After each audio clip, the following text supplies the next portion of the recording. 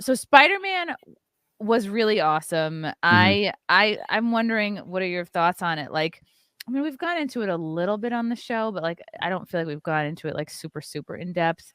Um, do you feel like the success of Spider-Man is a sign that movie makers and goers, or like this is a reflection of a changing of the times, swinging back of the pendulum? Like there was no overt wokeness in this movie. Like No, there there wasn't, were thankfully. subtleties of like, okay, Spider-Man saves a quietly multiracial family. Yeah, no big deal. There are people in positions of power who are not white, and they're not in your face about telling you, oh, look, this black woman runs the MIT admissions. It's just sort of, it's there and it's accepted kind of Yeah, the way it I'll take should that be. over things that we've gotten in the past, right?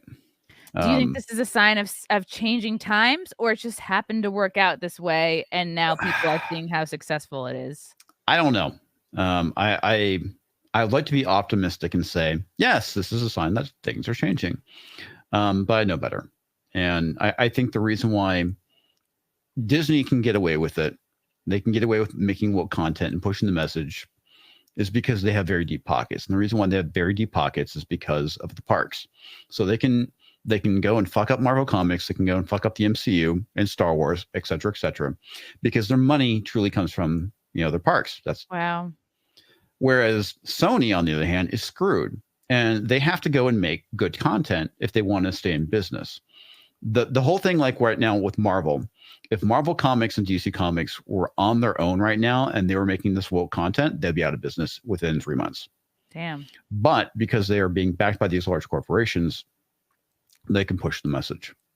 Right. And it's almost like they become like corporate mainstream news, in the sense where it's like, it doesn't matter how many people are watching or what the ratings are. It's about the propaganda. It's about pushing the message, right? Because their money comes from elsewhere. With news, it comes from pharmaceutical companies. With like Marvel and DC, it comes from Disney, and they get money from the parks. So that makes a lot of sense.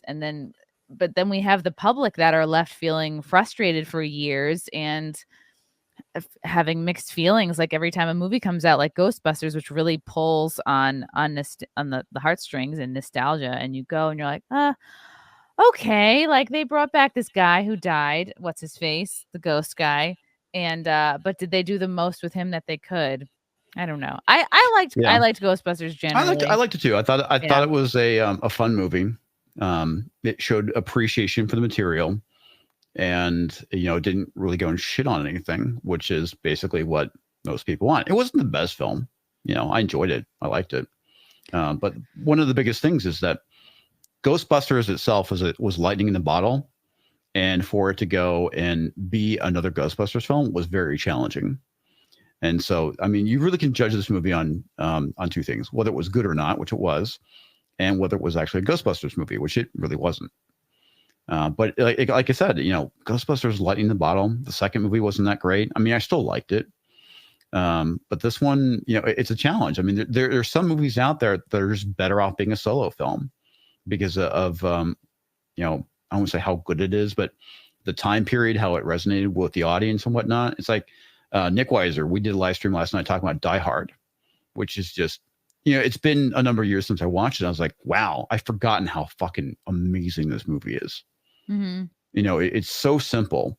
The writing is really well done. The story is great.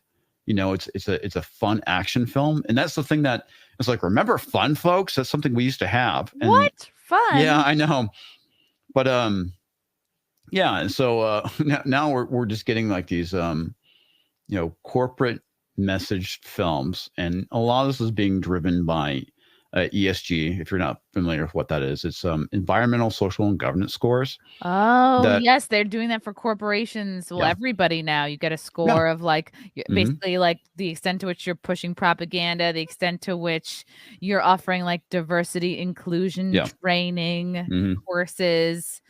It's really crazy. Like what it is, and then I think that determines what probably like federal. I don't know if it's federal. What I can tell you is that because it's being done by these large financial institutions, particularly ones that basically invest in companies, they're the ones that are coming up with the ESG scorings. So any kind of company that they go and invest in, the company that's being invested in has to adhere to these scores. So I don't know how much of this is being with Disney. I don't know if they're being invested heavily into by BlackRock. I think they are. I think BlackRock owns a lot of companies, and BlackRock is one of the biggest pushers of this. Same thing with Vanguard. And this is the reason why I started seeing the wokeness creeping into startups.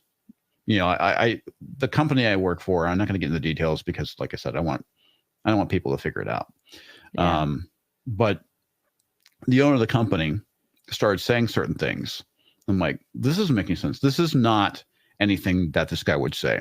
And yeah, and it's gotten, you know, progressively worse as time has gone on. And it's because of these investment companies that are pushing ESG.